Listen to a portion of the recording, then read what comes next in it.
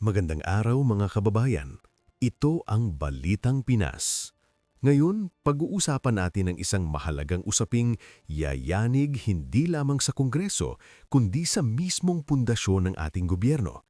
Ang usap-usapang tungkol sa impeachment. Ito ba ay hakbang para sa accountability at transparency? O ito ba ay isang planadong political attack para suluhin ang kapangyarihan sa 2028?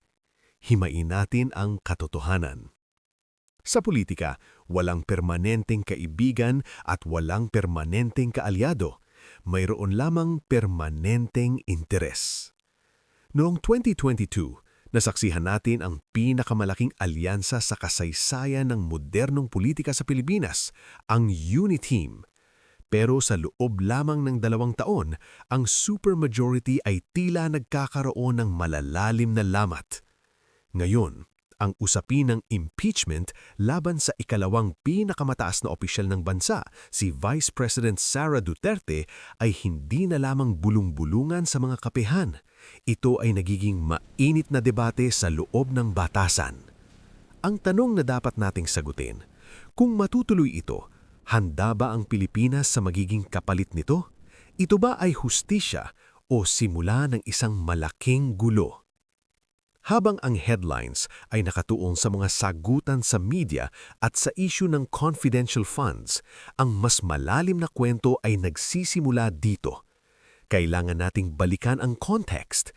Ang pagkapanalo ng Uniteam ay base sa pagsasanib ng puwersa ng Norte at Timog. Pero ayon sa mga political analysts, ang ganitong klaseng alyansa ay madalas na fragile o marupok kapag wala na ang common enemy. Ang ugat ng tensyon gayon ay hindi lang basta personalan, ito ay institusyonal. Nagsimula ang lamat ng tanggalan ng Kongreso ng confidential funds, ang Office of the Vice President at ang Department of Education noong siya pa ang kalihim nito. Sa mata ng mga kritiko, ito ay checks and balances, ang karapatan ng Kongreso na busiin kung saan napupunta ang pera ng bayan, isang normal na proseso sa demokrasya. Pero sa mata ng mga taga-suporta ng VP, ito ay singling out, isang panggigipit na hindi ginagawa sa ibang ahensya ng gobyerno. At dito nagsisimula ang magkaibang narrative na humahati sa bansa ngayon. Pag-usapan naman natin ang power game.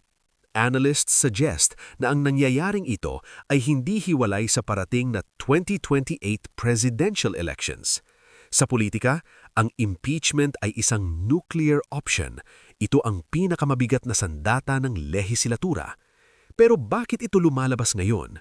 Strategic experts note na ang sinumang makakontrol sa Kongreso at sa narrative ngayon ay may malaking leverage o bentahe sa susunod na halalan.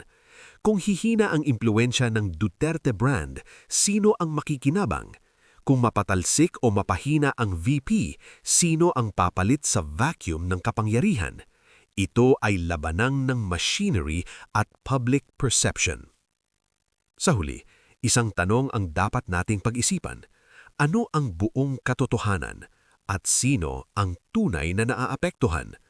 Tayo bang mga mamamayan o ang mga nasa pwesto?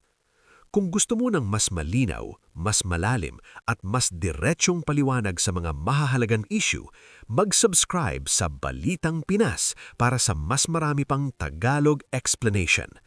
Balikan natin ang timeline ng escalation.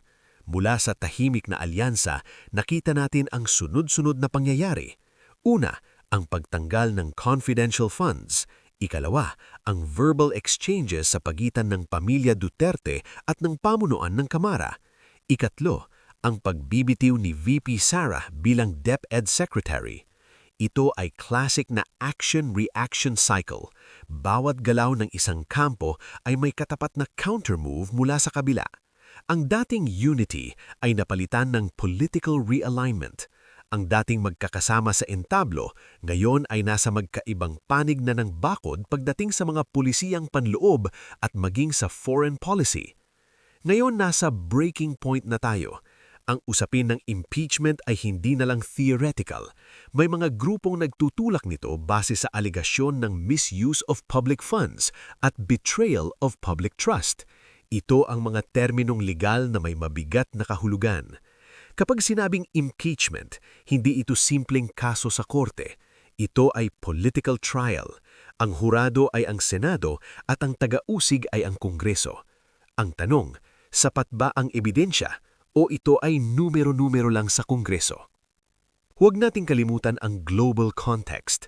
Ang Pilipinas ay nasa gitna ng agawan ng kapangyarihan ng Amerika at China. Observers argue na ang political stability ng Pilipinas ay mahalaga sa international community. Ang Marcos administration ay nakikitang mas malapit sa Estados Unidos at sa pagproteksya sa West Philippine Sea. Sa kabilang banda, ang pamilya Duterte ay kilala sa mas bukas na relasyon sa China. Kung magkakaroon ng malaking pagbabago sa leadership o instability dahil sa impeachment, ito ay magpapadala ng shockwaves sa ating foreign policy at ekonomiya.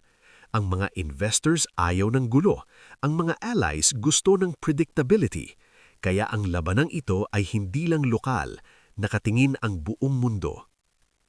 Himayin natin. Here's what we know. May mga katanungan sa paggamit ng pondo na kailangang sagutin. Ito ay fact. Tungkulin ng opisyal na magpaliwanag. Mayroon ding malinaw na political rift o hidwain. Ito rin ay fact. Here's what it means.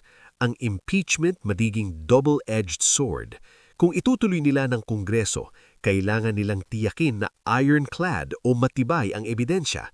Dahil kung magmukha itong panggigipit lang ito, pwede itong bumalik sa kanila at lalong palakasin ang suporta ng masa sa Vice-Presidente. Sa kabilang banda, kung mapatunayan ang mga aligasyon, ito ay magiging pagsubok sa ating rule of law. Walang dapat na mas mataas sa batas, maging presidente man o Vice-Presidente. Pero, ano ang hindi nila sinasabi sa inyo? Tingnan nyo ang timing. Malapit na ang 2025 elections. Ang anumang impeachment proceedings ay kakain ng oras, atensyon at resources ng gobyerno. Habang nag-aaway ang mga elepante, ang damo ang nadudurog. Habang nakatuon ang ating atensyon sa political drama na isasantabi ang mga usapin sa presyo ng bigas, kuryente at trabaho.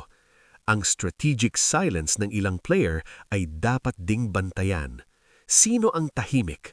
Sino ang nag-aabang lang sa gilid? Sila madalas ang nananalo sa huli. Sa huli, ang desisyon ay nasa institusyon at sa proseso ng batas. Ang mahalaga ay malinaw ang sistema at pantay ang pagpapatupad ng konstitusyon. Ang accountability ay dapat hindi namimili ng kulay o apelyido. Kung may mali, dapat mananggot. Kung walang mali, dapat linisin ang panalan.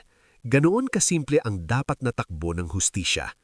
Kayo mga kabalitang Pinas, sa tingin nyo, ito ba ay tamang hakbang para sa bayan o laro lang ng mga makapangyarihan? Mag-comment, makialam kung ikaw ay talagang may pakialam. Mag-subscribe para sa mas marami pang Tagalog political news explanation.